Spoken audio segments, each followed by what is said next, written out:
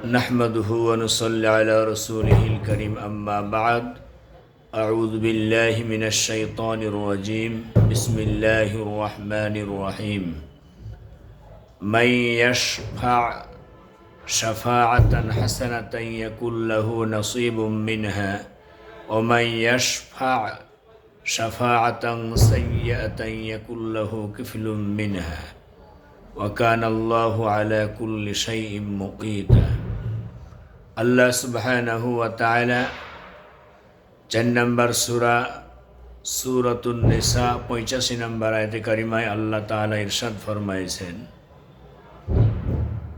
যে ব্যক্তি ভালো কাজ কর্মের জন্য কেউ কাউকে সমর্থন করবে, কেউ কাউকে সিল মারবে, কেউ কাউকে ভালো কাজ করার জন্য পরামর্শ দিবে, সেই ভালো কাজ করার কারণে যত নেকি অর্জন করবে, যে ব্যক্তি কাউকে ভালো কাজের জন্য সমর্থন দেবে, সিল মারবে তথা ভোট দিবে, সমর্থন করবে, সেও ঠিক ততটুকু সমান পরিমাণ সওয়াবের ভাগীদারি হইবে।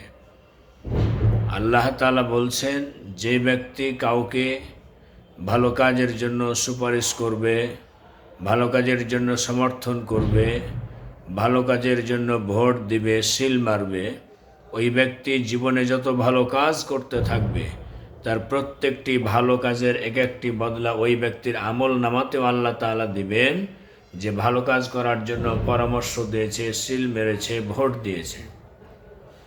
পক্ষান্তরে যেই ব্যক্তি কেউ কাউকে খারাপ কাজ করার জন্য উৎসাহিত করবে, পরামর্শ দিবে, সমর্থন করবে, সিল মারবে, ভোট দিবে, এবং ওই ব্যক্তির দ্বারা এই পৃথিবীতে যত অন্যায়, অত্যাচার, অবিচার, জুলুম, নিপীড়ন, হত্যা, ধর্ষণ, খুন, গুম, লুণ্ঠন, রাহাজানি, ছিনতাই, চাঁদাবাজি সব কিছু ঘটতে থাকবে, সে যতটুকু গুনাহের অধিকারী হইবে, যত গুনাহ অর্জন করবে, যেই ব্যক্তি তাকে সিল মেরেছে, ভোট দিয়েছে, সমর্থন করেছে, তার আমল নামাতেও ঠিক ততটুকু পরিমাণ গুনাহ যেতেই থাকবে, যেতেই থাকবে, যেতেই থাকবে।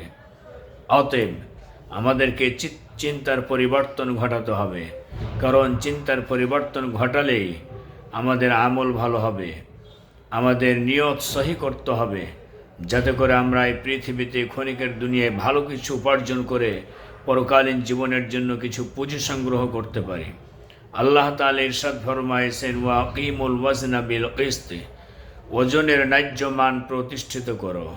অর্থাৎ ওজনের ন্যায্য মান প্রতিষ্ঠিত করতে গেলেই যেই জিনিসটাতে পরিমাপ করা হয় সেটি হচ্ছে দাঁড়িপাল্লা। সেই দাঁড়িপাল্লার মাধ্যমেই আমাদেরকে ন্যায় ইনসাফের প্রতীক, সেদিকে আমাদেরকে দৃষ্টি রাখতে হবে। ইসলামী সমমনা দলগুলি যারা আল্লাহর জমিনে আল্লাহর আইন চাই, সতলোকের শাসন চাই, এমন স্লোগান দেয় যে আমরা আল্লাহর জমিনে আল্লাহর বিধানকে প্রতিষ্ঠিত করার জন্য কাজ করছি, আপনারা আমাদের সাথে একাত্মতা ঘোষণা করে আল্লাহর জমিনে আল্লাহর দ্বীনকে প্রতিষ্ঠিত করার জন্য কাজ করুন। কারণ এই কাজটি করা হচ্ছে ফরজ, এই কাজটি করা হচ্ছে ফরজ। কেউ কেউ বলেছেন, রামপন্থী দলের কোনো নেতারা বলেছেন যে আল্লাহর কোরআনে এমন কোনো আয়াত নাই যে কোথাও দিন প্রতিষ্ঠার ব্যাপারে বলা হয়েছে। আসলে বলতে গেলে খুব কষ্টই লাগে, দুঃখও লাগে, করুণাও হয়। আল্লাহ সুবহানাহু ওয়া তাআলা বলছেন, শারআ লাকুম মিনাদ-দীনি মা ওয়াসসা বিহি নূহা ওয়াল্লাযী আওহাইনা ইলাইক ওয়া মা ওয়াসসাইনা বিহি ইব্রাহিম ওয়া মূসা ওয়া ঈসা আন আকিমুদ-দীনা ওয়া লা তাতাফাররাকু ফিহি। আল্লাহ তাআলা বলছেন সূরা সূরা, এই সূরার নাম হচ্ছে সূরাতুশ শূরা, অর্থাৎ পরামর্শ বিষয়ক সূরা। ইসলামী সমমনা দল তথা ইসলামিক দল যেগুলি হয় তাদের মাজলিসে সূরা থাকে। সেই মাজলিসে সূরার সদস্যবৃন্দ যে কোনো বিষয়ে সিদ্ধান্ত গ্রহণ করতে গেলে তারা কোরআন এবং সুন্নাহকে প্রাধান্য দেয়। তো যাই হোক, আমি সেদিকে যাচ্ছি না। কথাটি হলো, আল্লাহ তাআলা বলছেন, শারআ লাকুম মিনাদ-দীনি মা ওয়াসসা বিহি নূহা ওয়াল্লাযী আওহাইনা ইলাইক ওয়া মা ওয়াসসাইনা বিহি ইব্রাহিম ওয়া মূসা ওয়া ঈসা আন আকিমুদ-দীন। এখানে যে কয়জন নবীর নাম নেওয়া হয়েছে, আল্লাহ তাআলা বলেছেন যে আমি তাদেরকে এই দায়িত্ব দিয়েছিলাম, এই মর্মে মেসেজ দিয়েছিলাম, এই মর্মে আমি তাদেরকে মিশন ভীষণ দিয়েছিলাম যে আমার জমিনে আমার দিন প্রতিষ্ঠিত করতে হবে, আমার জমিনে আমার আইন প্রতিষ্ঠিত করতে হবে, আমার জমিনে আমার হুকুম প্রতিষ্ঠিত করতে হবে, বাস্তবায়ন করতে হবে। এটা করার জন্যই তোমাদেরকে আমি পাঠিয়েছি। ওয়ালা তাতাফাররাকু ফীহি, আমার দিনকে প্রতিষ্ঠিত করার ব্যাপারে তোমরা কেউ পরস্পর বিচ্ছিন্ন হয়ে যেও না। তাহলে আল্লাহ তাআলা যেখানে বলছে আমার দিনকে প্রতিষ্ঠিত করতে হবে, এই দায়িত্ব আমি তোমাদেরকে দিয়েছি। তাহলে যে বেকুফগুলি বলেন সামান্য কিছু টাকা পয়সার জন্য, সামান্য কিছু টাকা পয়সার জন্য, একটা ফ্ল্যাট পাওয়ার জন্য, সামান্য একটা এমপি বা একটা মন্ত্রীর কার্ড পাওয়ার জন্য যারা এ ধরনের মন্তব্য পেশ করছেন, এ ধরনের কোরআনে কারিমে আল্লাহ তাআলা আয়াতই নাজিল করেননি। আল্লাহ তাআলার কোরআন থেকে আপনাদেরকে সাবধান করতে চাই, সাবধান হয়ে যান। যে কোনো মুহূর্তে আপনার সময় হলে কণ্ঠনালী চেপে ধরবে আজরাইল। যার নাম আজরাইল, আল্লাহর হুকুম পাইলে সামনে হয়ে যাবে হাজির, কোনো কৈফিয়ত চলবে না। অতএব হিসাব দিতেই হবে, পরকালে যেতেই হবে, মরতেই হবে, আল্লাহর কাঠগড়ায় দাঁড়াতে হবে। অতএব আমি আপনাদের প্রতি উদাত্ত আহ্বান জানাচ্ছি, আপনারা যে যে দল করছেন করুন, কোনো আপত্তি নাই। কারণ আপনার হিসাব আপনি দেবেন, আমার হিসাব আমি দেব। তাই বলে আল্লাহর কোরআন নিয়ে এই খেল তামাশা বন্ধ করুন প্লিজ। কোরআন নিয়ে খেল তামাশা বন্ধ করুন। আল্লাহ যদি অসন্তুষ্ট হয়ে যান, আপনার কণ্ঠনালীকে স্তব্ধ করে দেবে। আল্লাহ যদি অসন্তুষ্ট হয়ে যান, আপনার হাত পা মুখ জবানকে অবশ করে দেবেন। আল্লাহ যদি অসন্তুষ্ট হয়ে যান, আপনার দৃষ্টিশক্তি কেড়ে নেবে। ক্ষমতা আছে আল্লাহর। অতএব সাবধান হতে হবে। অহেতুক বাজে মন্তব্য করা থেকে বিরত থাকুন। কোরআনের কি জানেন, কতটুকু জানেন? যে সমস্ত চামচামিদেরকে নিয়ে আপনারা চামচামো করছেন, ওই সমস্ত চামচামিরাও হাসরের মাঠে আপনাদেরই দোষ দিবে যে আমাদের নেতা কর্মীরা আমাদেরকে সেভাবে পরিচালিত করার জন্য ডেকেছিল। আল্লাহ তাআলা কি বলছেন শুনুন। হুয়াল্লাযী আরসালা রাসূলাহু বিল হুদা ওয়া দীনিল হক লিইয়ুযহিরাহু আলাদ দীনি কুল্লিহি ওয়ালাউ কারিহাল মুশরিকুন। আল্লাহ তাআলা বলছেন, আমি আমার রাসূলকে দ্বীনে হক সহকারে আমি প্রেরণ করেছি। সেই দ্বীনে হক কি? আল্লাহর জমিনে হককে প্রতিষ্ঠিত করতে হবে। হক হচ্ছে আল্লাহ, হক আল্লাহর রাসূল, হক হচ্ছে কিতাব, হক হচ্ছে আল কোরআন। আল্লাহ তাআলা বলছেন, আমার নবীকে আমি দ্বীনে হক সহকারে পৃথিবীতে প্রেরণ করেছি, যাতে করে আমার রাসূল সমস্ত প্রকার দ্বীনের তথা সমস্ত প্রকার মতবাদের উপরে, যত মতবাদ রয়েছে সমস্ত মতবাদের উপরে যেন ইসলামকে বিজয়ী করতে পারে, এই দায়িত্ব দিয়ে আমি আমার রাসূলকে দ্বীনে হক সহকারে প্রেরণ করেছি। আর এটা আমি অবশ্যই করবো ওয়ালাউ কারিহাল মুশরিকুন। এতে করে মুশরিকদের শরীরে যতই জ্বালা পোড়া হোক না কেন। আমার প্রিয় মুসলমান ভাইরা, যারা মুসলমান দাবি করেন, আল্লাহর কোরআন থেকে সূরা সফের এই 10 নম্বর আয়াতটি আপনারা একটু পড়ে দেখবেন। 9 নম্বর, 10 নম্বর, 11 নম্বর আয়াতটি পড়ে দেখবেন যে আল্লাহ তাআলা কী চান, কেন চান, কিভাবে চান। অতএব আল্লাহ তাআলা যেখানে বলছেন যে আমি আমার রাসূলকে দ্বীনে হক সহকারে প্রেরণ করেছি, হককে প্রতিষ্ঠিত আমি করবই। সমস্ত প্রকার মতবাদ যত আছে, বাতিল মতবাদ যত আছে, সমস্ত মতবাদকে পায়ের তলে পিষ্ট করে, সমস্ত মতবাদের কবর রচনা করে দ্বীনে ইসলাম প্রতিষ্ঠিত হবেই। আজ হোক, কাল হোক, টুডে টুমরো অবশ্যই হবে, এতে কোনো সন্দেহ নাই। সম্মানিত উপস্থিতি, অতএব আসুন, আল্লাহ তাআলা বলছেন, ইন্নাল্লাহা ইয়া'মুরুকুম আন তুআদ্দুল আমানাতি ইলা আহলিহা। আল্লাহ তাআলা বলছেন, নিশ্চয় আমি এই মর্মে নির্দেশ দিয়েছি, আন তুআদ্দুল আমানাতি ইলা আহলিহা। আল্লাহ বলছেন, নিশ্চয় আমি এই মর্মে তোমাদেরকে নির্দেশ দিয়েছি, তোমাদের কাছে যে আমানত আছে সে আমানত যথাযোগ্য ব্যক্তির কাছে পৌঁছিয়ে দাও। অর্থাৎ ভোট হচ্ছে একটি আমানত। এই ভোট হচ্ছে একটি আমানত, সিল মারাটা হচ্ছে একটি আমানত, সমর্থন দেওয়াটা হচ্ছে একটি আমানত।